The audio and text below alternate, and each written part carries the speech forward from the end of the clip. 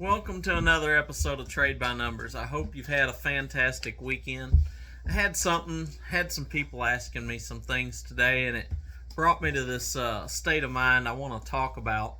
And that is, I hear so many people out there talking about they can't invest into something because they're investing into themselves. And although I absolutely believe in investing in yourself, you know, I'm a huge proponent of learning just as much as you absolutely can, bettering yourself on a day to day basis. But with that being said, most of the time when I hear people say I'm investing in myself or I'm investing into my business, they're doing it entirely wrong, or they don't even know what they're truly investing in. Most people that I see that talk about having a business, they don't have a business, they have a job. And if you don't know what the difference between the two is, if you are working in the business instead of on the business, you don't have a business, you have a job. You are simply employing yourself. If you have a business, you should be working on growing that business, making that business more profitable, but you shouldn't be spending your time in the business. If you're spending your time working in that business, then you're simply an employee of yourself. You don't have a business. And that's not something that's really worth investing into unless you're investing into getting out of that so that you can work on that business. That's the first mistake I see people make. And the next mistake that I see people make constantly when they say they're investing in themselves is, even if you have the right kind of business, they spend every bit of the money from the business right back into the business. Businesses don't last forever.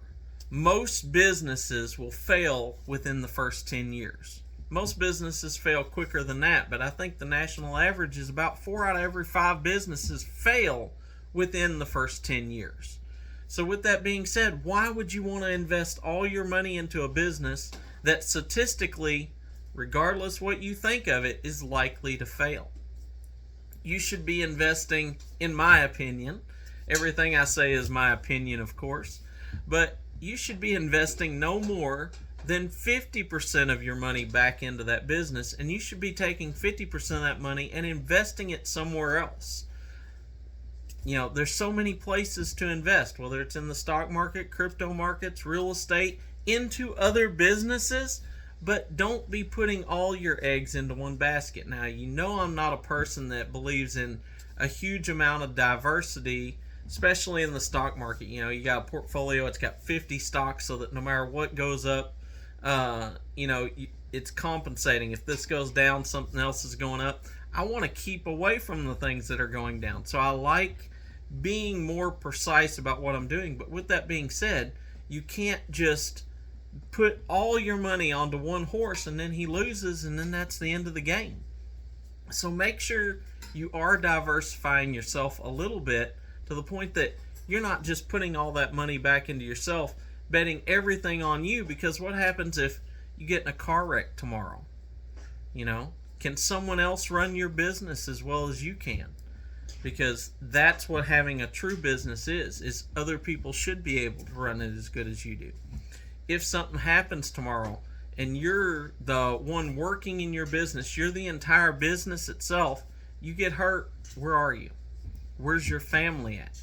So that is some of the things I really wish I could get across to people is make sure that when you're investing the right way, whether you're investing in yourself or not.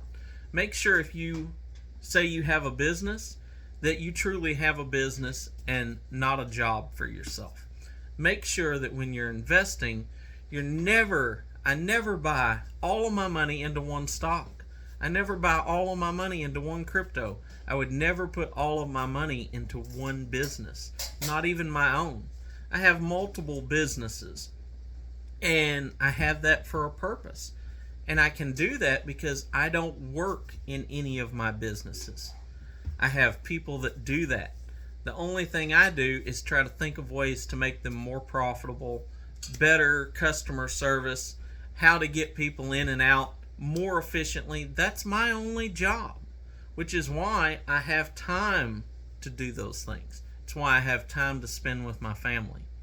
So that's what I really want to bring to you today, is make sure that, for one, if you're investing into your own business, that you have a business, not a job. And for two, that you're not putting everything you've got back into that business because it's growing.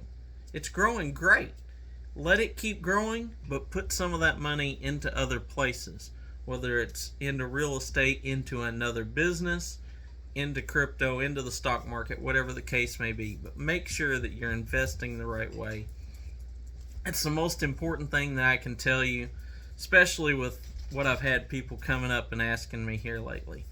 So I hope this was helpful to you. Make sure and catch me tomorrow. We have a lot coming up in the stock market. Oh, excuse me, my allergies are getting to me.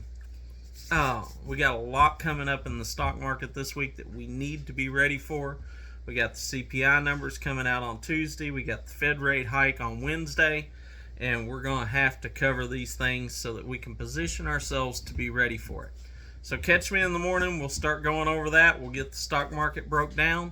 I'll give you what I'm looking to do, and we'll go from there. So until then, be blessed, and remember, never trade with your emotions. Always trade by the numbers.